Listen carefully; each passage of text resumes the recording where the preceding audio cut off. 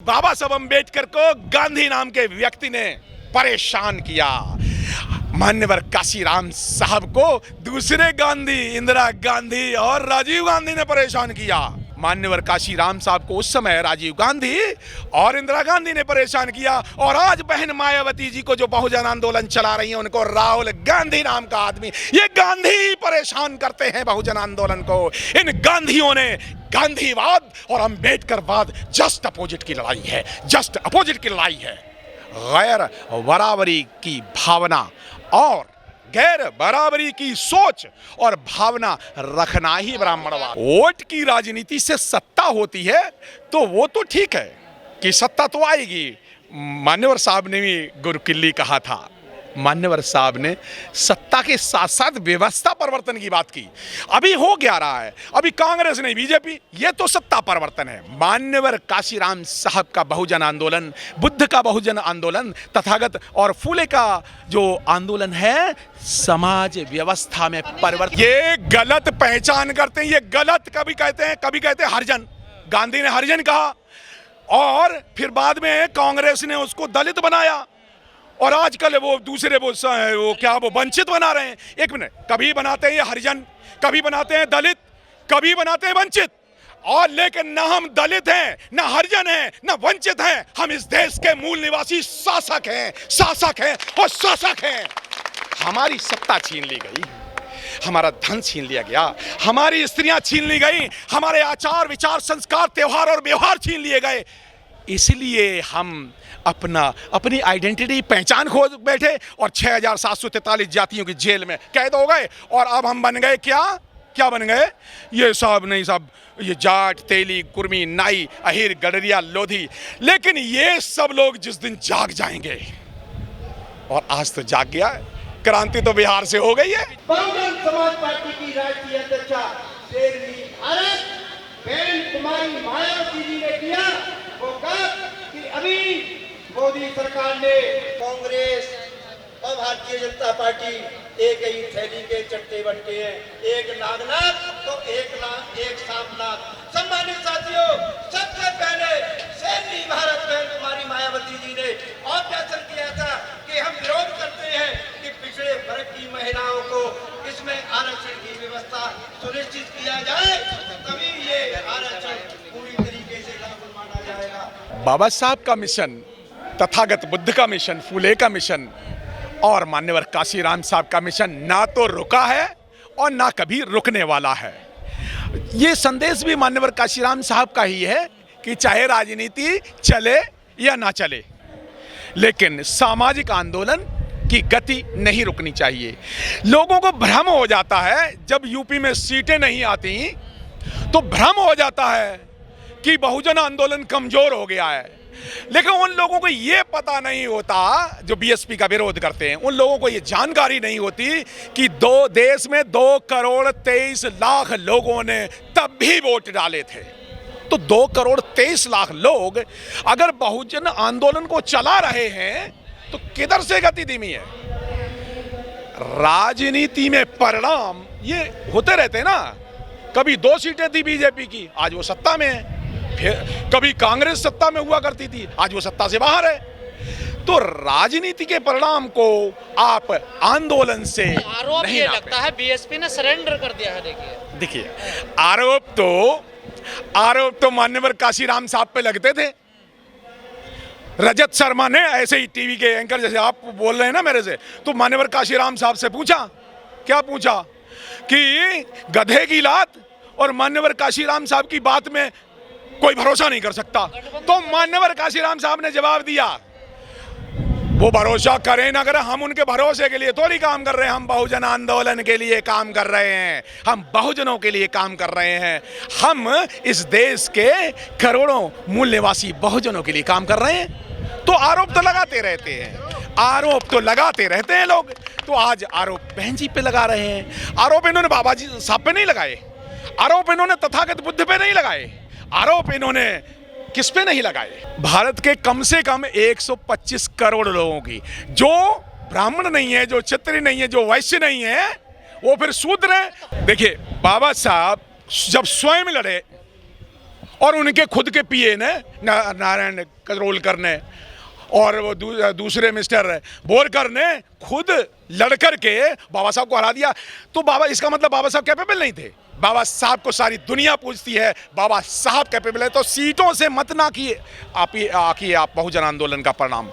बहुजन आंदोलन अब जो है ना, एससी में अकेला नहीं, पहले तो सिर्फ शेड्यूल कास्ट के लोग ड्राइव करते थे।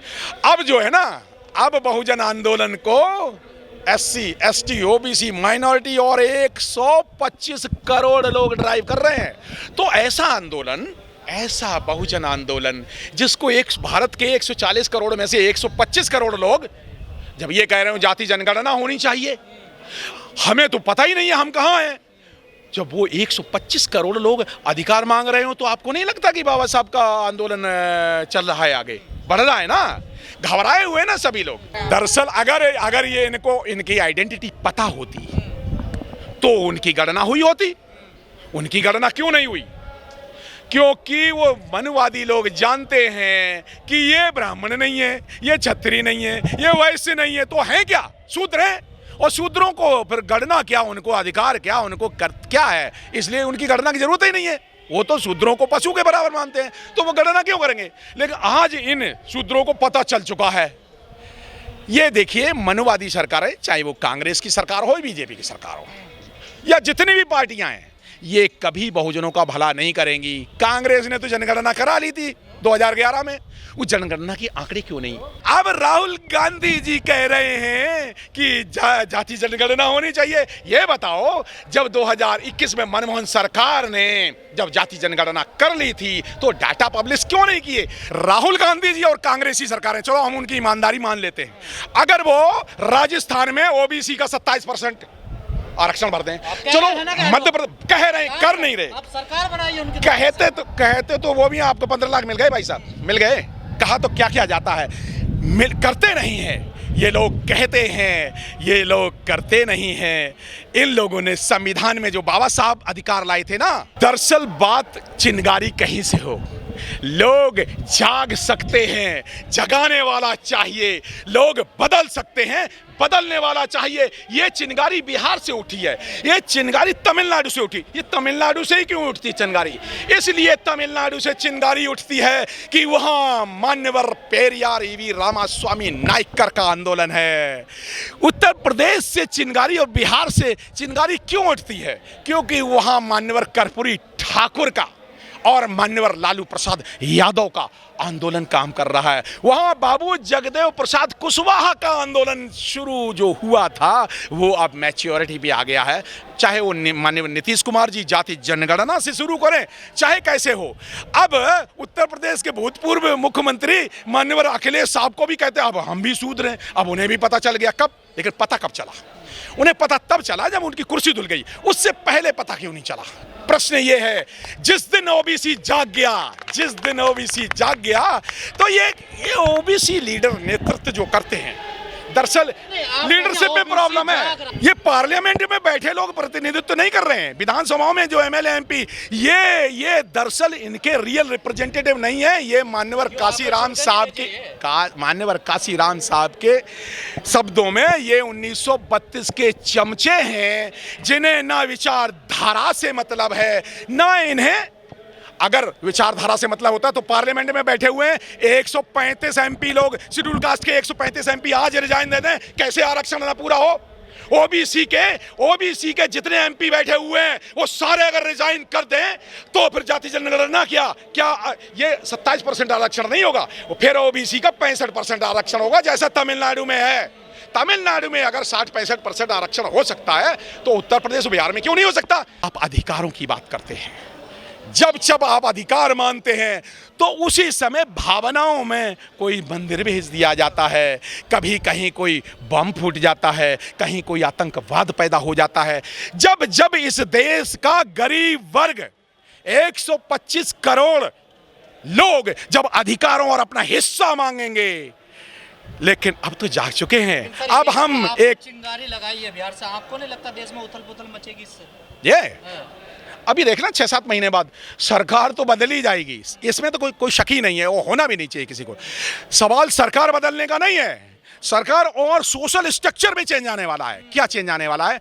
ये जो SC ST OBC में भाईचारा पैदा होने वाला। कैसे होगा भाई? तुम भी आरक्षण वाले, OBC भी आरक्षण वाले, शेड्यूल कास्ट वाले भी आरक्षण वाले, और फिर अब तो ब्राह्मण ठाकुर बनिया भी आरक्षण होने वाले हैं। 10% आरक्षण वो तो ले रहे हैं, तो आरक्षण वाले जब सभी हैं तो हिस्सा बांट दो। नहीं, हिस्से पे आएगी। अब मॉल में हिस्सा चाहिए, अब जजों में, न्यायपालिका में हिस्सा चाहिए। अब पूरे IPS, जाट IPS कितने हैं, IAS कितने हैं, हमारे जाट, कुर्मी, तेली, नाई, अहिर, गडरिया, धोबी, पासी, इन सबके IAS चाहिए, जज चाहिए, इंस्पेक्टर चाहिए, और अकेले जज ही नहीं चाहिए तो नहीं है ना। तो उन्हें हिस्सा मांग लेना चाहिए। जज की हिस्सा देके आप लोगों ने भड़का दिया उनको। हिस्से मांगने से कभी नहीं मिलते, उसकी लड़ाई लड़नी पड़ती है। और जब आप हिस्सा मांगेंगे तो आपको जेल में डाल दिया जाएगा। पत्रकार जब अपनी ईमानदारी का हिस्सा मांगते हैं तो जब सच बात कह देते जेल में डाल देते हैं। अरे क्या पता हमको जेल में कल डाल दें। जो भी व्यक्ति सच बोलेगा, उससे जो चोरी करने वाला व्यक्ति है, कहाँ, ये मैंने नहीं कहा, ये मान्यवर काशीराम साहब ने उरई में, जालौन में कहा। कब कहा? सितंबर 1986 में कहा।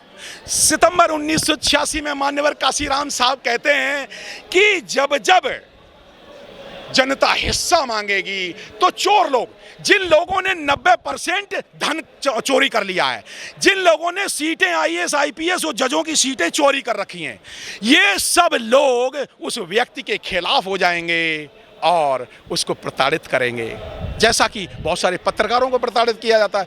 लालू प्रसाद यादव को जेल में डाल दिया गया, इसलिए जेल में डाला। OBC को पता ही नहीं चला कि मान्यवर लालू प्रसाद यादव जी को क्यों जेल में डाल दिया। दरअसल वो बहुजन आंदोलन की बात कर रहे थे। घोटाला, अरे हम आप पे चिपका दें, आप घोटाला यहाँ पे कर रहे हो, तो बना दिया ना, बनाने को क्या फर्क पड़ता है।